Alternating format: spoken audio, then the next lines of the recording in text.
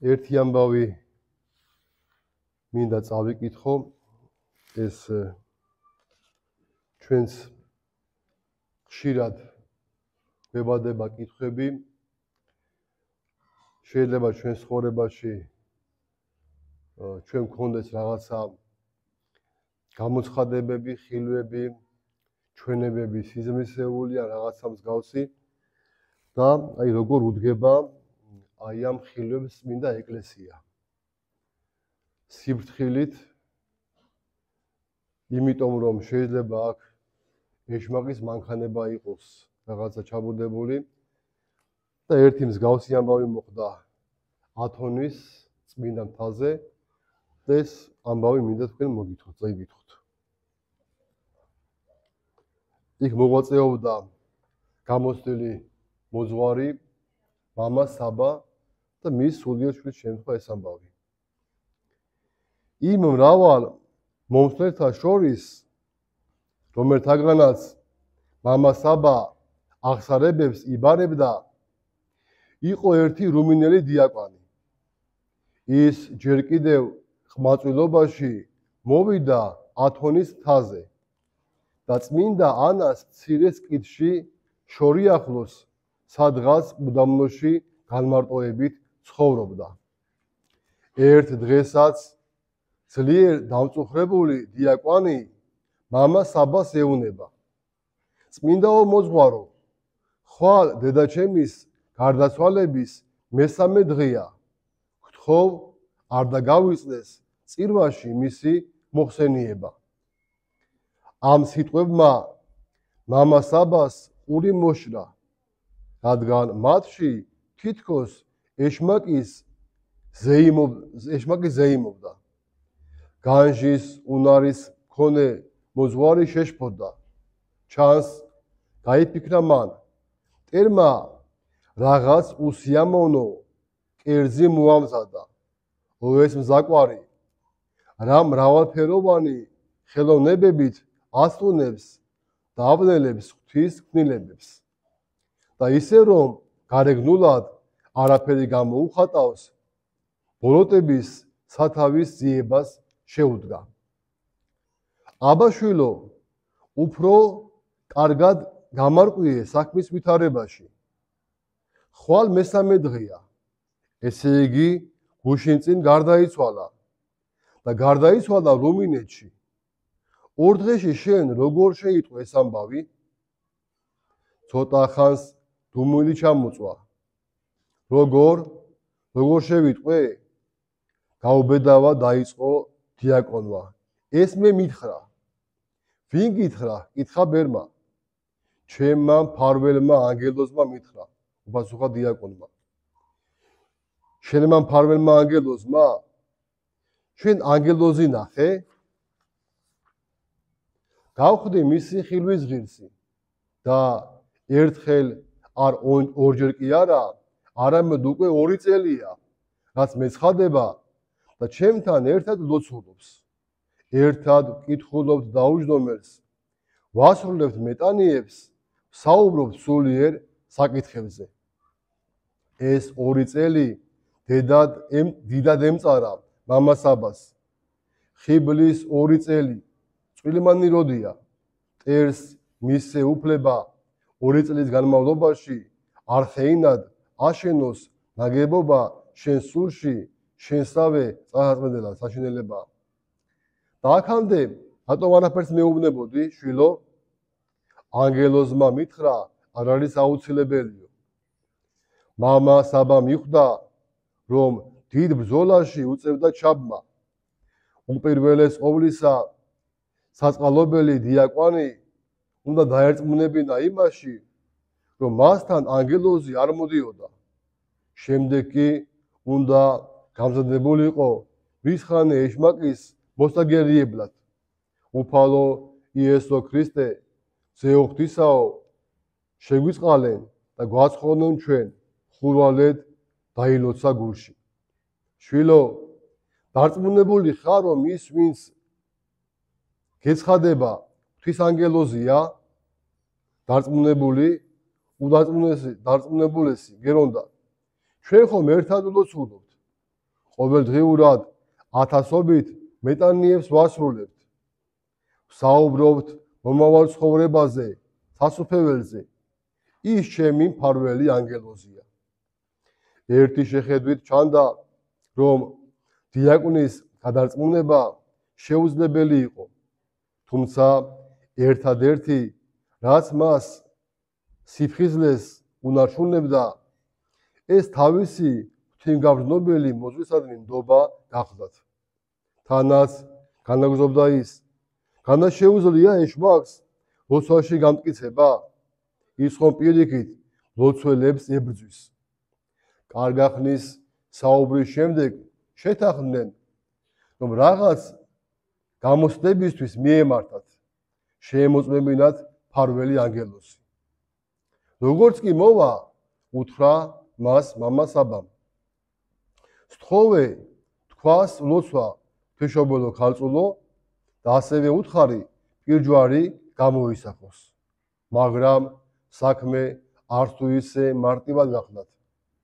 როცა ბოროტი მთელი 2 წლის მანძილზე ხლართავს ადამიანს ცდომილებების ბადეში, მაშინ შეცდომილის თვალებიცა და ყურების შერყვნილი აღმოჩნდება და მას მოეჩვენება, რომ ისმენს ლოცვას ღვთისმშობელო ქალწულო და ხედავს პირჯვარს. მომდევნო შეხვედრისას დიაკვანმა რაღაც ფარული შინაგანი კმაყოფილებით აუწყა მოძღვარს. გერონდა, ყველაფერი ისია, როგორც გითხარი. ეს ღვთის ანგელოზია, ჩემი მფარველი ანგელოზი. ღვთისმშობელო ქალწულოს თქვა და პირჯვარიც გამოისახა. მამა საბა ყველაფერს მიხვდა. მოხერხებული ეშმაკის 2 წლიანი შრომა წყალში როდი ჩაყრილა. მაგრამ თუ კი ბოროტი ასეთი გამოცდილია, ღმერთშემოსილი მამების გულში ხომ ღვთაებრივი სიბრძნის შუქი ბრწყინავს, რომელიც ბნელეთის ხრიკებს სრულიად განაქარებს. და აი, მოძღვრის ნათელგონებაში ბრწყინვალე აზრმა გაიელვა. იგი დიაკვანს მეუბრუნდა. შვილო, აბა ერთი მომისმინე. ბოლო გამოცდა მოვაწყოთ და ყურადღებით იყავი. მისი მეშვეობით ყველაფერი გაირკვევა. ღვთის ანგელოზებს ყოვლის მცოდნეობის ნიჭი აქვთ მიმართებული ღვთისგან და რადგან მათ ყოველივეს ღმერთი განუცხადებს, ეშმაკებს კი ასეთი ნიჭი არ გააჩნიათ და მრავალი საქმე მათთვის დაფარულია. მეთანხმები? დიახ, მეთანხმებით. რა კი მეთანხმები? ნახე, ახლა რას მოვიმოქმედებთ? მე აი ამ წუთს, აი ზუსტად ამ წუთს რაღაცას შავიფიქრებ. მართლაც მამა საბამ ეშმაკის საწინააღმდეგოდ რაღაც გაიფიქრა და ეს მხოლოდ მე მეცოდინება.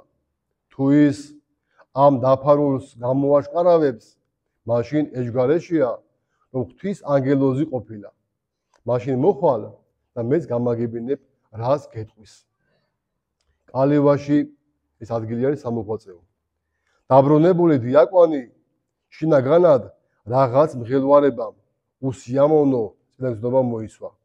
ამავდროულად იგი განცვიფრებული იყო მოწვის სამგვარი ბრძნული განზრახვით. ყვანძი სადაცა უნდა გახსნილიყო. ხამით, როგორც კი დიაკვანმა ანგელოზს გამოცანის ამოხსნა შესთავაზა, მის ნათელ სახეზე მაშინვე რაღაც ბუნდოვანი მღელვარება არჩილმა გაირბინა. როგორც ჩანს, ანგელოზს თავგზა აებნა. კი მაგრამ ჩემო საყვარელო მამაო, ეს ანგელოზი ეუბნება, ანუ ეშმაკი ამბერს. დიაკვანს. რაში გაინტერესებს შენ ასეთ ამაღლებულ ადამიანს ვიღაც მოკვდავის აზრები? ეს ხომ დაცემაა, რაღაც ქვენა სურვილები. არ გეშევნია ამ საღამოს განახო ჯოჯოხეთი 64 და ჩვენი დედოფლის ყოვლადწმინდა ღვთისმშობლის დიდება? მაგრამ დიაკვანი, რომელსაც უკვე რაღაც ეჭვი გაუჩნდა, მტკიცედ იდგა თავისაზე. მე მოძღვრის მორჩილებას ვასრულებ. მითხარი, რა ჩაიფიქრა? ანგელოზი თავისი მოხერხებული მანევრებით შეეცადა სხვა თემაზე გადაეტანა საუბარი, მაგრამ დიაკვანი დაჟინებით მოითხოვდა პასუხს. ამგვარად ანგელოზის ეს ნახელოვნებულ დაქრაგმებული სიტყვები სასურველ მიზანს უკვე ვერადა ვერ აღწევდა. მითხარი, რა ჩაიფიქრა მოძღვარმა? ეს ხომ ძალზე უბრალოა. რატომ გაურბიხარ პასუხს? ნუ თუ არ იცი? გაფრთხილდი, დიაკვანო. შენი სუმდაბალდი ქცევით საფრთხეში აგდებ ჩემს შენდამი კეთილგანწყობას. არაფერი არ მაინტერესებს. სულ უბრალო რაღაცას გთხოვ. იცი თუ არა, ბოლოს და ბოლოს რა ჩაიფიქრა ჩემმა მოძღვარმა. იმავ წუთს სადღაც გაფრინდა ნათელი ნიღაბი და გამოვლინდა შემზარავი სახე. საზარელმა ველურმა კბილებმა დაიხრჭიალეს და თითქოს გააფთრებული მხეცის მსგავსი პირიდან შემდეგი სიტყვები გაისმა.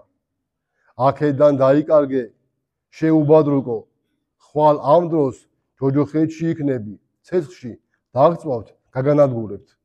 და დიაკვანი მარტო დარჩა, მარტო და სრულიად შემოსვლილი. წარმოსახვების ორწლიან სიტყვოებას უკვე აღარ შეეძლო გადაეწონა ამჟამინდელი სიმწარე. იმ წუთებში მისგან შორს მისთვის მოძღვარი გვიზარებდა და ლოცულობდა და ამ ლოცვებს რომ არ განემტკიცებინა, ნამდვილად სულს განონტევებდა. მრავალმა საათმა განვლო, სანამ იგი გონს მოვიდოდა და ფეხზე წამოდგომოდა. თავის კალივაში უკვე ვეღარ გაჩერდებოდა. უსაფრთხოებას მხოლოდ მოძღვრის გვერდით ხედავდა. მისკენ მიმავალს მთელი გზა ყურში ის მუქარა ჩაესმოდა. ხვალ ამ დროს ჯოჯოხეთში იქნები. შიშმა საბრალოს ძვალსა და რბილში გასტანა. როგორც იქნა, აღდგომის კალივასაც მიაღწია. საწყალობელმა მოძღვრის ანაფორას ხელი მაგრად ჩაშიდა და ერთი წუთითაც არ სურდა მისგან განშორება. მაშინაც კი, როცა ბერს ცირეხნით უნდა დაესვენა, შეშინებული დიაკვანი ისევ მის გვერდში იყო. ნუ გეშინია, შვილო, დაწნარდი, ეუნება მოძღვარი. როგორ არ უნდა მეშინოდეს, ჩემო მოძღვარო, როცა დრო ახლოვდება, ვაი ჩემი წასაყვანი დრო ახლოვდება, ქრისტე ჩემო მიშველე. და მართლაც დადგენილ წუთს დიაკვანმა ბოროდ სულთა მძვინვარე თავდასხმები შეიგრძნო. ორა საზარელი და საოცარკვეთილი ღაღადისი აღმოხდა საბრალოს. მიშველე მოძღვარო, ვიღუპები, მიმათრევენ მიშველე. მამასაბამ მუხლი მოიდრიკა. ცრემლებითა და ტკივილით ახსავსემ უფალს შესთხოვა თავისი მონის შებრალება და ბოროტ დემონთა განდევნა. და აი, მისი ვედრება შესმენილია და გვემული დიაკვანიც გამოხსნილია პირისაგან ლომისა. ამგვარად დასრულდა ეს ტრაგედია ერთობ ჭკუის სასწავლებელი. ოხრა საფრთხეები იმალება ხილვებსა და წარმოსახვებში. აი, რა შეუძლია ეშმაკს, როცა ჩვენს გულს სრულად არ გავხსნით აღსარების დროს და რაოდენ ძვირფასია ერთი გამოცდილი სულიერი მოძღვარი. მაგრამ ახლა ნათქვამს სხვა რამესაც დავძენთ. გამოხდა ხანი, მამა საბას ჩევების წყალობით რუმინელი დიაკვანი დამშვიდა. მისი სულიერი ცხოვრება კეთილად წარიმართა. მოგვიანებით გლადაც ეკურთხა. მაგრამ და გამოირჩევოდა თავისი გზავნილებით. მაგრამ ხიბლში ყოფნის იმ წლებმა მის სულში არასასურველი კვალი მაინც დატოვა. როგორც ჩანს, ეშმაკმა მასზე უფლებები მოიპოვა. განა უსასყიდლოდ წარმოუდგება იგი დიაკვანს იმდენ ტკბობას მომღრიხილებს, მაგრამ თუმცა კი ეს ადამიანი პატარაობიდანვე ათონის თაზე აღიზარდა, თუმცა კი მისი წინსვლა, ასე ვთქვათ, ანგელოზებრივ გარემოში წარემართებოდა, მაინც ამ ყველაფრის მიუხედავად მთელი თავისი დარჩენილი ცხოვრება მან სხვადასხვა შემაწუხებელ განსაცდელებსა და ტანჯვაში გაატარა. ყველა განჯის უნარეს მქონე მამა ხედავდა, რომ ამის მიზეზი გახლდათ სწორედ ის ორწლიანი თანამშრომლობა ანგელოზთან, რომელიც არ იყო ანგელოზი. როგორი საფრთხილოა ჩვენთვის აი ამ გამოცხადებების, ხილვების, რაღაცა ხმების მინდობა. ეშმაკი, რომელიც ხშირად იღებს ანგელოზის სახეს, ადამიანს როგორც ანგელოზი ისე ეცხადება, მას რაღაცა დადებით რაღაცეებს თავაზობს, შეიძლება ლოცვის სურვილი აღუძრას, მეტანიები გააკეთოს. რეალობაში არის ეშმაკი და არა ანგელოზი. პატერიკში ერთი ამბავი არის მოთხრობილი. ბერთან მივიდა ერთ-ერთი სხვა უცხო ბერი სტუმრად. მათ ერთად იტრაპეზეს, ილოცეს, იმსახურეს, ლოცვები თქვეს, მეტანიები აკეთეს და სტუმარმა ძმას უთხრა, წამოდი ძმაო და ვეზიაროთ.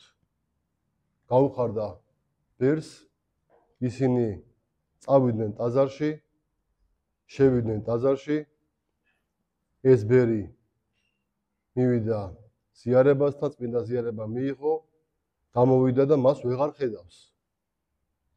დაუწყო მას ზებნა, ეძებს, ის გამქრალია, მოიკითხა თუ სად არის ეს მეორე ადამიანი, მეორე ბერი და მამებმა უთხრეს, რომ ის იყო ეშმაკი. ბერს გაუკვირდა, მალმე ზიარებაზე მომიყვანა. იმიტომ, რომ შენ მას მინდობოდი. ჯერ რაღაცა ეს ხმები, რაღაც კაი რამეს გეუნება, სწორს გეუნება, რომ მას მიენდო, ხმებს, ხილვებს, რაღაცა ილუზიებს, მერე ის შენ მას უკვე ენდობი, მიენდობი, მერე ის სახეს იცვლის და შენი დაღუპვის მიზეზი ხდება. ამიტომ ძალიან საფრთხილოა აი ამ ხილვების, გამოცხადებების, რაღაცა ხმების მინდობა და დაჯერება.